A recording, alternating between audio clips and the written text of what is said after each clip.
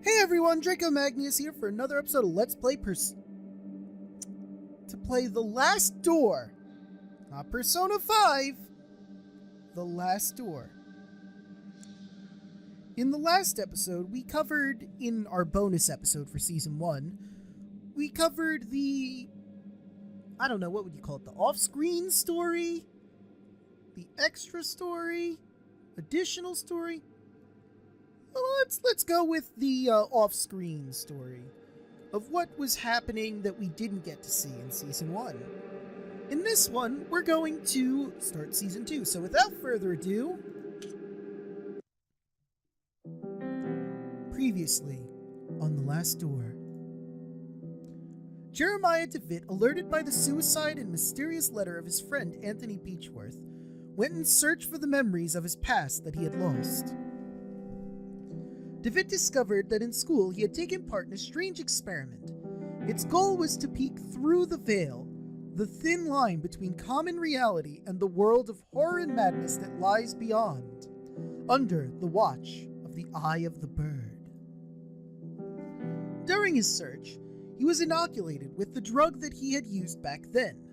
The serum made DeVitt's mind travel for a few hours to the dreamlike realm of the veil. There, he met his old classmate, Alexandre Du Pré, who urged DeVitt to join his cause and cross with him to the realm of the bird. When DeVitt woke from his trance, he found himself convinced by his friend's words. He had traveled to Dupree's house, where he discovered his friend had dosed himself with a new serum, leaving a catatonic body behind. This new drug was capable of transporting the mind permanently to the veil and beyond. Finally, DeVitt found a vial of the serum that had it injected. He met his friend again in the veil, and together they walked through the last door, entering a world forbidden to human eyes. DeVitt's therapist, Dr. John Wakefield, worried about his patient's disappearance and strange visions that had sought help from... DeVitt's therapist, John Wakefield, worried by his patient's disappearance and strange visions, had sought the help of his colleague, Johann Kaufman, an expert in the occult. Searching Anthony Beechworth's house, Wakeman and Kaufman found a disturbing returned letter in which Anthony had tried to warn Alexandre Du Pré of what could happen if the door was opened. He feared something from the other side might come to ours.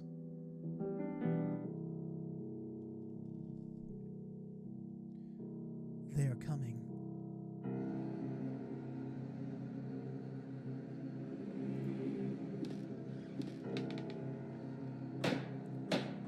None of us could prepare for this.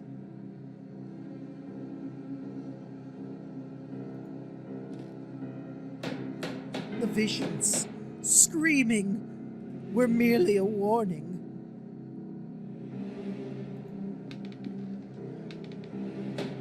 And now, it is too late.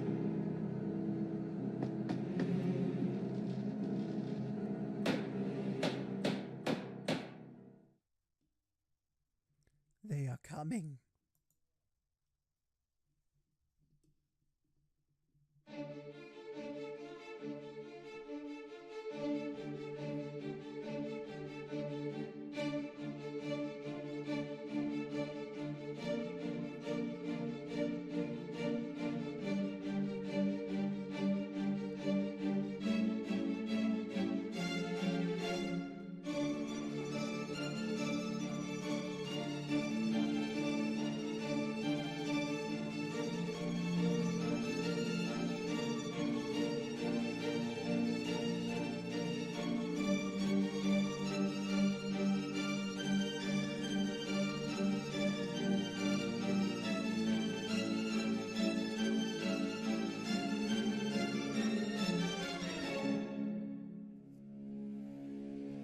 The Last Door.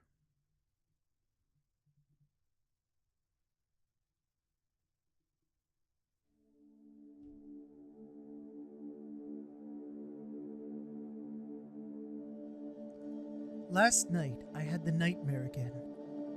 This time it was different. This time he talked to me.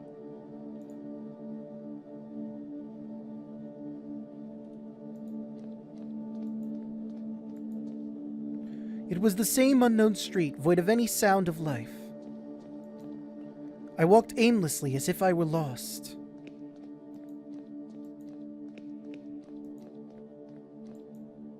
Then I could hear it, the broken tromping on the wet cobblestones, the familiar sound of approaching limping footsteps.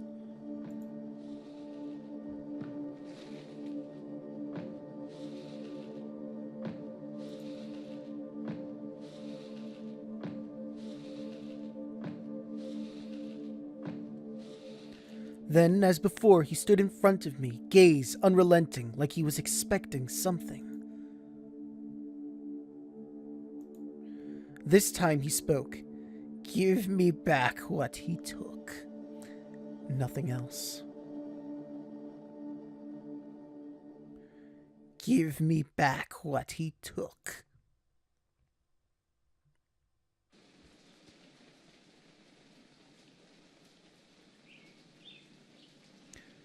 No, I've fallen asleep again.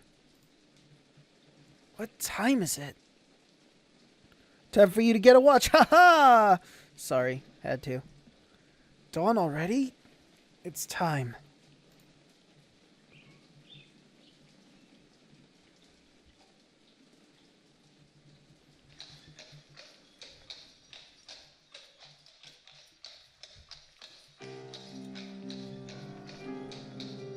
It was several months since Kaufman and I had found that mysterious letter in Anthony Beechworth's house. A letter never sent, with a cryptic warning of what would happen if a certain door were opened. It were only the name of the addressee, Alexandre Du Pré. He felt sure that Dupree was the key to finding my patient and friend, Jeremiah DeWitt, who had disappeared in a strange circumstance. Troubled by the death of his friend Anthony, DeWitt had visited the school of his childhood and had never been seen again. Kaufman soon conveyed to me his deep concerns and warned that I should conduct any investigation with the utmost discretion. He pursued his own research. Though his thoughts and methods remained secret, in his last letter he requested that I visit East Hill Lunatic Asylum in London. There were reasons to believe that Alexandre had been institutionalized there for many years. I was asked to confirm this hypothesis, and, if proved correct, to gather whatever information might arise.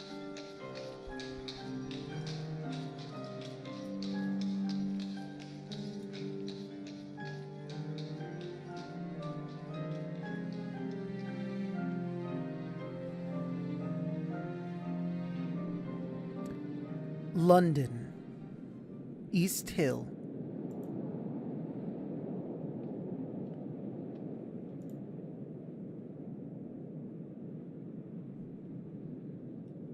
I guess I have to select it. Season 2, Episode 1, The Playwright. AKA Episode 5, but that's neither here nor there. So this is East Hill Lunatic Asylum. Hope I can find information on Alexandria Dupree here. Ladies and gentlemen, don't miss the latest news in town! Sea monsters found in St. Ives! News on the case of the dead ambassador! Canada elects new prime minister!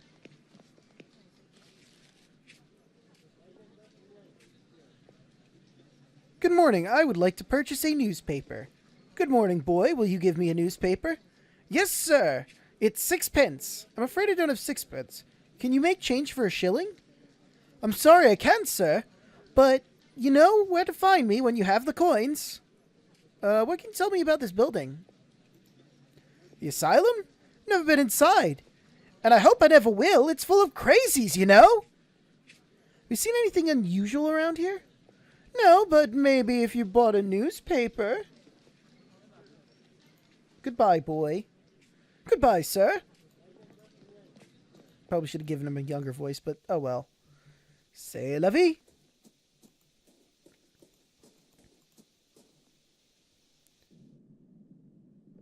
Wonder if the good doctor here is as much of a kleptomaniac as Jeremiah. Good morning, madam. My name is Dr. Wakefield. I am a psychiatrist.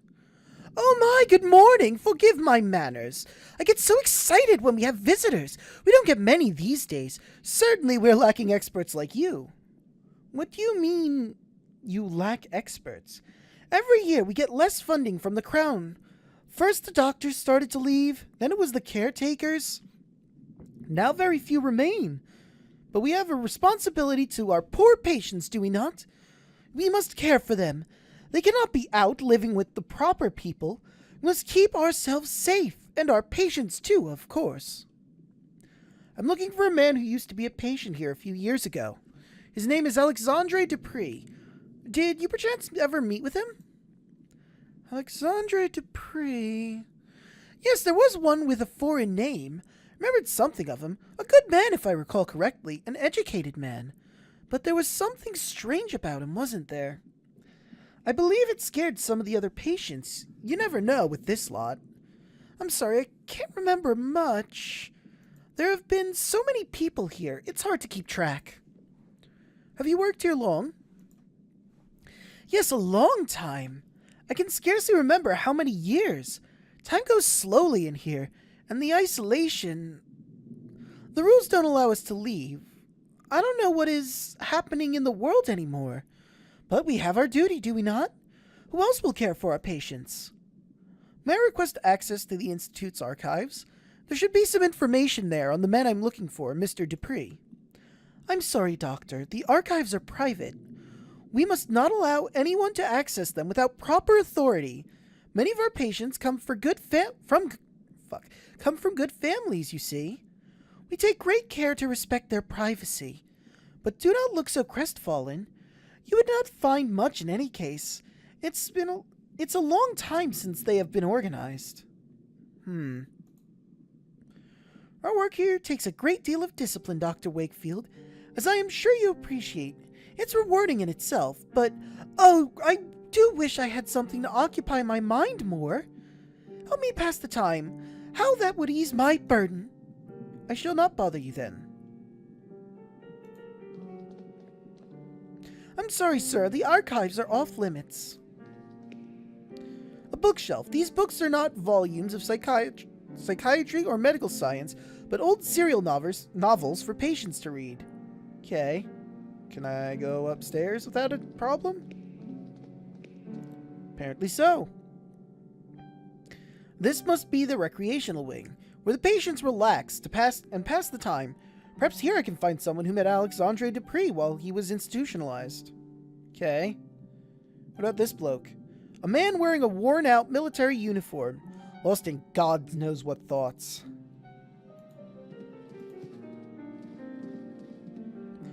Excuse me, sir. I could not help but notice your uniform. Were you in the army?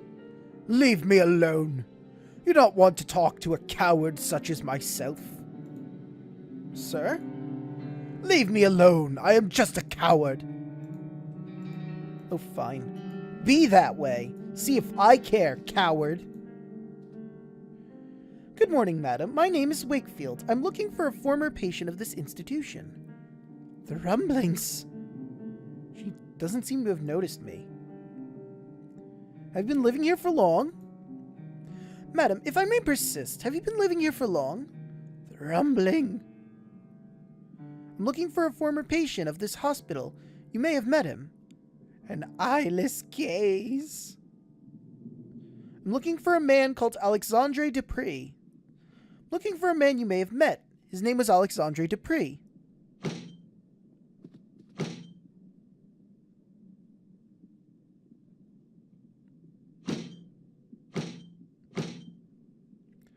What a strong reaction upon hearing Mr. Dupree's name.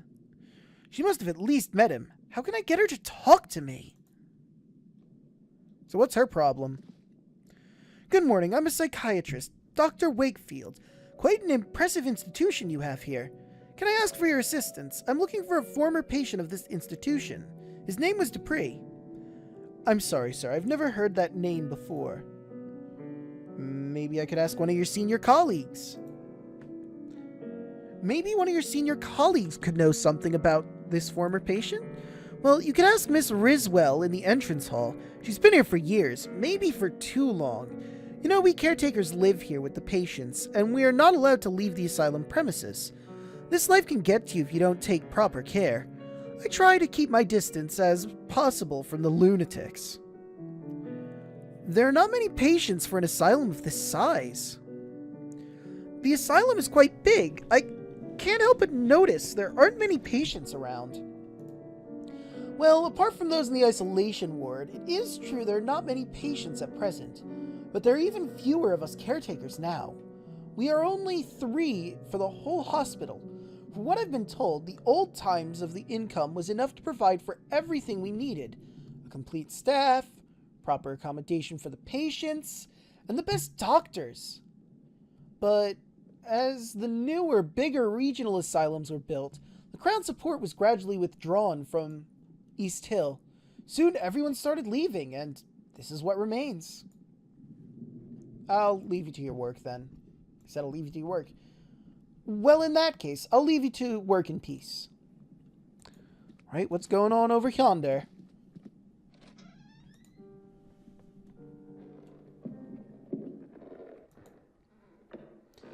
An unusually large mirror.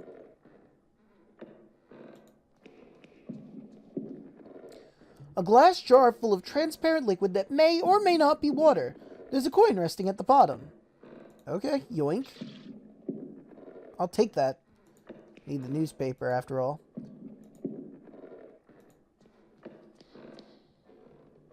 There's a thin piece of metal holding the window open. Yoink. What the fuck? Dark as the room is now, I can see through the false mirror. There's a man on the other side, heavily restrained, desperately trying to free himself. He has an expression of an unbearable horror on his face. Oh, I can't do anything about that? Well, there's nothing I can do about that then. Well, goodbye! Sorry, my dude, but I can't do anything to help you out. A variety of old-fashioned landscapes that portray nature as tame and welcome. Is it odd that only this window is shuttered? The curtain casts a molted shadow over this corner of the room.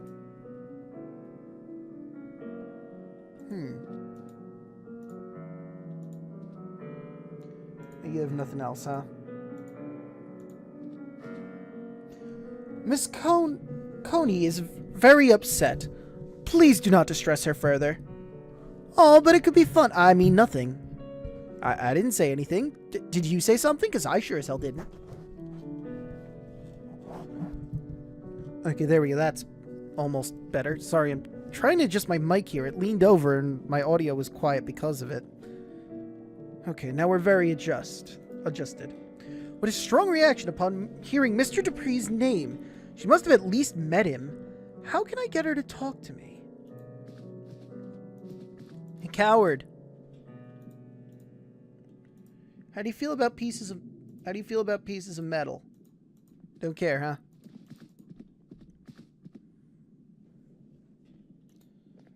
Right, anything you have to say, miss? I don't remember your name. Never mind. Well, actually, hold on. Is there anywhere I can... Oh, there is more. Interesting.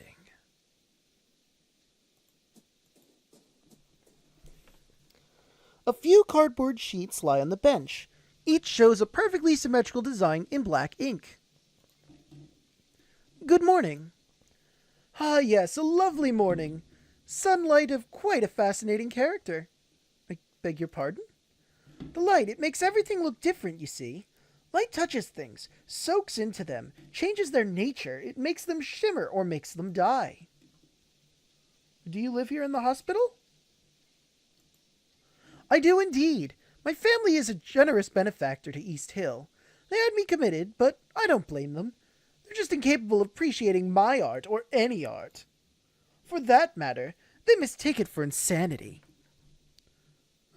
what are you drawing? What are you drawing there? I'm not just drawing, my friend. I'm trying to feel the light, to translate its power to the surface of the paper. Those animals don't like it, though. They don't want me to succeed, so they take them away.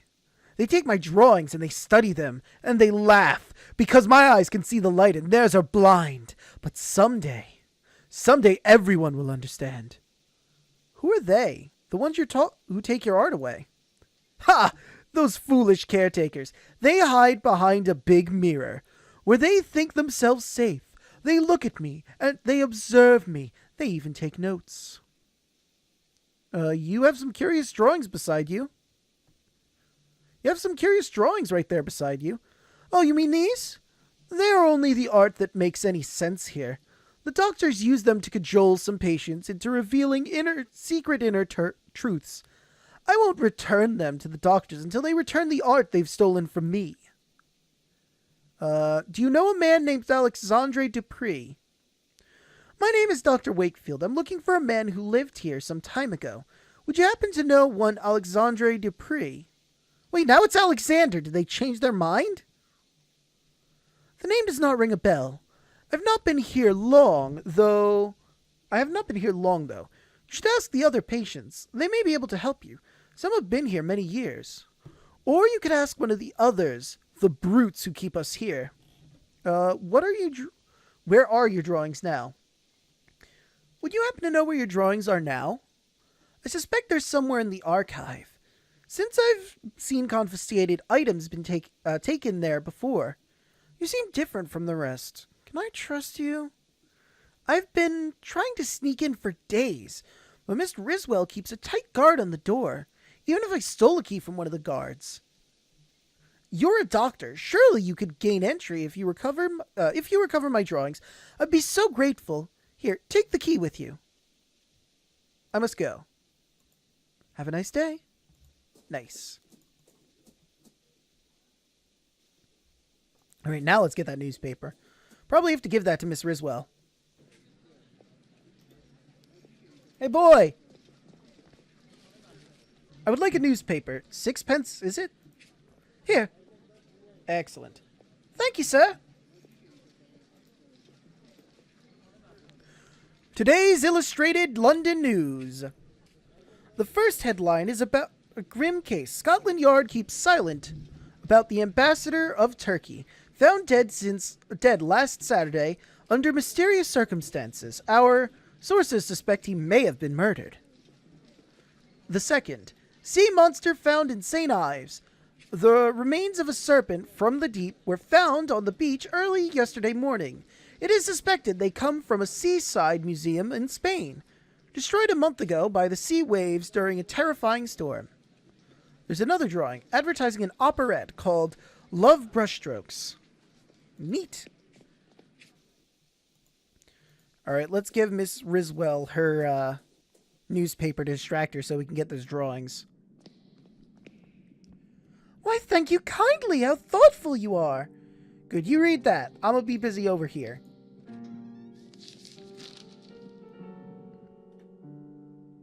Excellent. This is the hospital archive, where a record of each patient must be stored. If Mr. Dupree was really committed to East Hill, his files should be somewhere. Cool. It has been a long time since this desk was last used. It's covered in discarded papers and pens and a notable layer of dust. Cool. A portrait of a restrained patient surrounded by caretakers and doctors. Ominous! Alright, he's just saying the same thing there. What's in this file? The drawers are all locked. Oh, well. Oh. Drawers are all locked. Yet no dice there. This cabinet contains many documents detailing the treatment of patients ranging from 2 decades ago to last year. This file's right here. Dupree Alexandre. Room 108A. All the files are missing!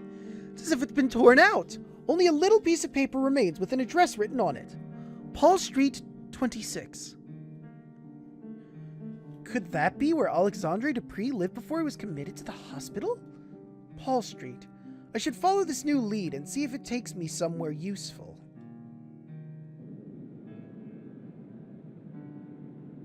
Okay.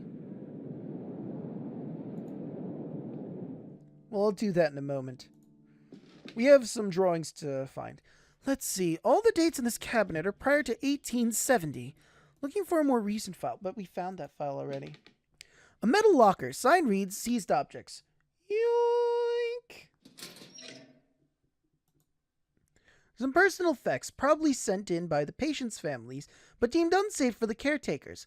One of them is a stack of thick sheets of paper, carelessly bound together, bearing the drawings and paintings of a troubled mind. Yoink! Now let's take a look at these troubled paintings. Watercolor paintings and drawings of different subjects. A tree, a vase with flowers, something that could be a portrait, but the colors are dispersed, shapes broken, decomposed and mixed with a whirl of bright flecks. Oh, I can't actually see the pictures. I wanted to see them. Oh well, that's fine. Let's go give the artist his things. Oh good, she's still reading the paper. My goodness, how quickly things change in the outside world. Well, you have fun.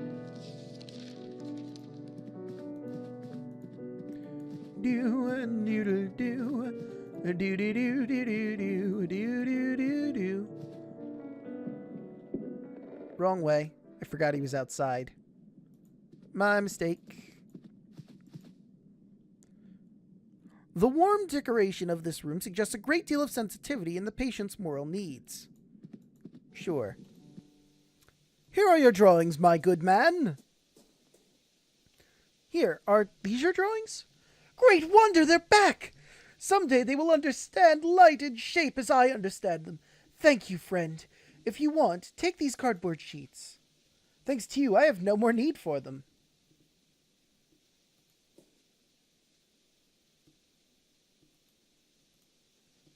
A few folded cardboard sheets, each one with a large symmetric A few folded cardboard sheets, each one with a large symmetric pattern of black ink in the middle. I've heard of this technique, but always thought it an eccentricity. Patients are supposed to see in them the deeper causes of their ailment. This is the first card. Huh, looks like a butterfly. Or, I don't know, maybe a skull of some demon or something?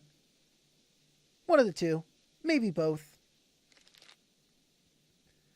The shapes look organic. That one looks like a beetle to me. Yeah, that can only be seen as a beetle.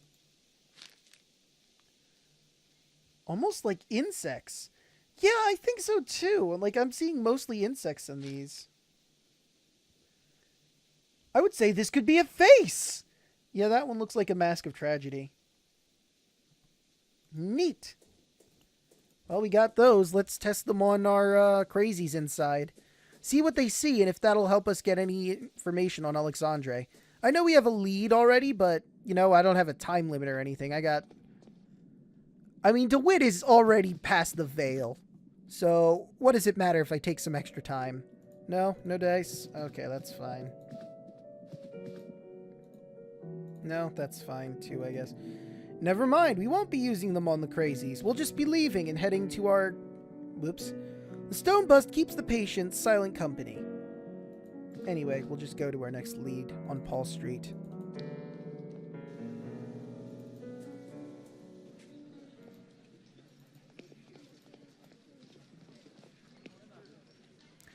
Alright, onward to Paul Street! What a dark and gloomy place. The door is number 24. I'm looking for 26. Okay, so this must be 28. Never mind. Number 26. This is the place I was looking for, but the door is bricked up. I must find another way to get in. Okay.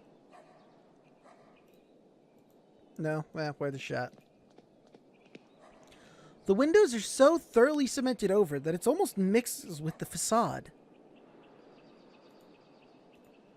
And that's all they have to say about that. Okay. The ruins of an old chapel, apparently destroyed by fire. A mess of wood planks and the remains of benches and chairs.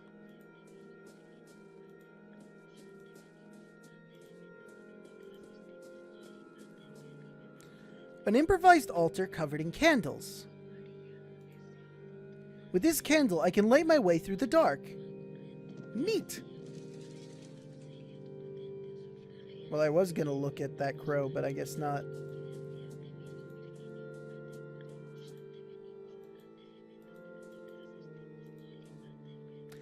Looks like this hole leads to the building next door.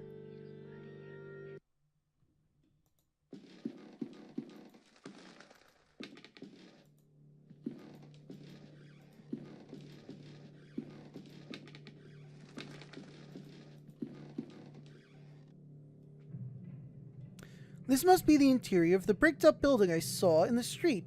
Mr. Dupree's former residence. Cool. I cannot tell who's depicted in the portrait since it's so badly damaged. It seems someone crushed it into the floor. Damn, someone really hated that. The door is bricked up. Thank you. A military medal. There's a relief of Her Majesty the Queen and several pieces of metal engraved with the names of battles unknown to me. Yoink. I'll take this with me.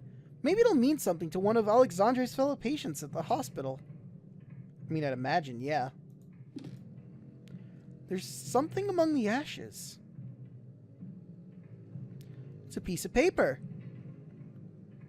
Looks like some kind of message, but there's only one half here. Paper's been carefully burnt. VD livid. Okie do. There's a piece of paper on the table.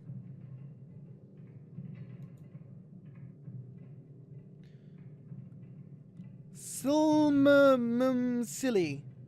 The paper shows seemingly random letters. It seems as if half of it is missing. Boop, boop. This is strange. I have put both halves together, but some of the letters seem to be missing from the right half. The message does not make any kind of sense. Okay. So there must be more somewhere.